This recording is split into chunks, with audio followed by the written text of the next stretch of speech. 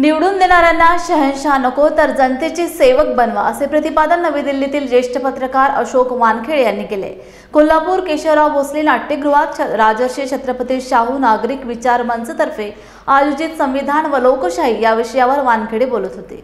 2014 साली देशावर 54 कोटींचे कर्ज होते, ते आता 205 लाख कोटींवर गेले आहे।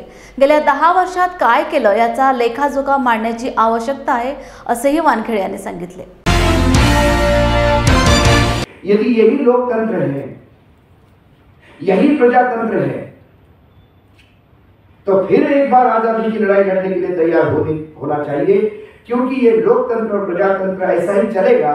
इस प्रजातंत्र और लोकतंत्र में एक तानाशाही चेहरा सामने आ रहा है, उसने जन्म ले चुका है, वो पौधा बढ़ रहा है। यदि सही समय पे उस पौधे को उखाड़ के नहीं फेंकोगे तो ये विषैला वृक्ष जब बड़ा होगा तो उसके बाद ना प्रजातंत्र रहेगा, ना लोकतंत्र रहेगा, ना संविधान रहेगा, ना आपके अधिकार रहेंगे। क्या हम मनुस्मृति वाले दिनों में जीने के लिए तैयार है? ये सवाल मैं आपके बीच में छोड़ के जा रहा हूं। प्रधानमंत्री कहते हैं कि लोग डरा रहे हैं, प्रधानमंत्री कहते हैं कि अफवाह फैलाते हैं लोग कि संविधान बदलेगा। स्वयं अम्बेडकर जी भी आए तो संविधान नहीं बदल सकते। प्रधानमंत्री जैसे झूठ बोलने के डिप्लोमे हमने तो नहीं लिए, इतनी तो गारंटी मैं आपको बता सकता हूं। जब प्रधानमंत्री कहते हैं कि ये झूठ बोल रहे हैं और हम ये कहते हैं कि हमें आशंका है, इसके पीछे कारण है। यदि प्रधानमंत्री के दो उम्मीदवार लोकसभा के पब्लिकली अपने भाषण में कहते हैं कि 370 पार इसलिए होना है कि हमें संविधान बदलना है, यदि हेगड़े कहता है कर्नाटक में कि हमें संविधान बदलना है इसलिए 370 चाहिए, और इन तमाम वक्तव्यों के बाद यदि भारतीय जनता पार्टी का शीर्ष नेतृत्व चुप है तो इसके बारे में यह मानना होगा कि क्या ये मूक सम्मति है। और इससे भी आगे जाके मैं कहता हूं,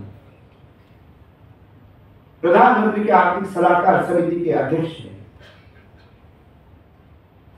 देवराय, बहुत बड़े अर्थशास्त्री समझे जाते हैं।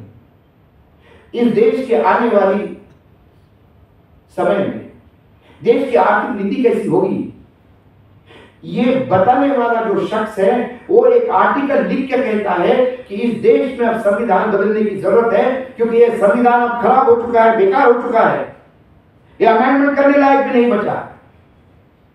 ये ब्रिटिश कॉलोनियल कानूनों की बू आती है इस संविधान से। इतना कहने के बावजूद वो कहता है कि we will have to go back to the drawing board, to rewrite the constitution। कौन सा कॉलोनियल एक्ट, कौन सा ब्रिटिश कॉलोनियल एक्ट की बुआ थी? विश्व के बेहतरीन संविधानों को स्टडी करने के बाद 2.5 साल तक सैकड़ों घंटे की चर्चाएं, परिचर्चाएं, लाखों कागज बर्बाद करने के बाद इस देश के तमाम बुद्धिजीवियों ने एक संविधान बनाया। ये संविधान ऐसा नहीं आया कि बाबा साहब आंबेडकर को रात को सो गए थे और सुबह उनकी किताब पाई गई सिरहाने, और सुबह उठ के वो किताब लेके आए कि ये देश का संविधान है, मुझे रात को मिल गया। यदि संविधान कैसा बना ये देखना है तो पार्लियामेंट के लाइब्रेरी में जाके एक एक बहस डॉक्यूमेंट करते, एक एक शब्द फुल स्टॉप और कॉमा के ऊपर बहस हुई है,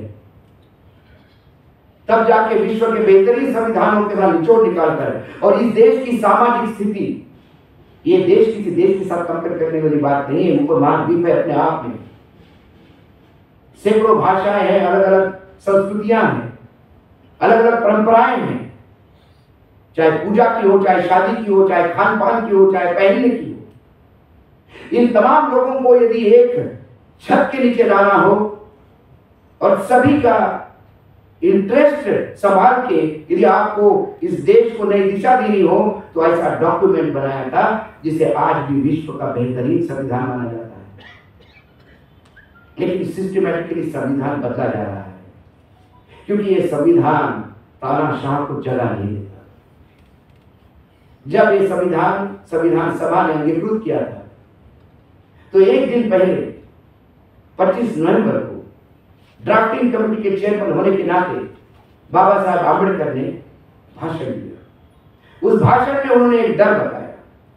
उन्होंने कहा कि मुझे ये भी डर है कि कहीं ऐसा समय इस देश पे नहीं आए कि लोकतंत्र के मुखौटे में एक तानाशाह जन्म ले। और ये डर मेरा इसलिए है कि हमारे समाज में व्यक्ति पूजा होती है। जिस समाज में अशिक्षा हो, जिस समाज में शिक्षा का स्तर नीचे हो, जिस समाज में असमानताएं हो, उस समाज में यदि व्यक्ति पूजा होने लगी तो उस व्यक्ति की भी पूजा जिसकी होती है वो उस लायक है कि नहीं है, ये भी एक डाउट लेने वाली बात है।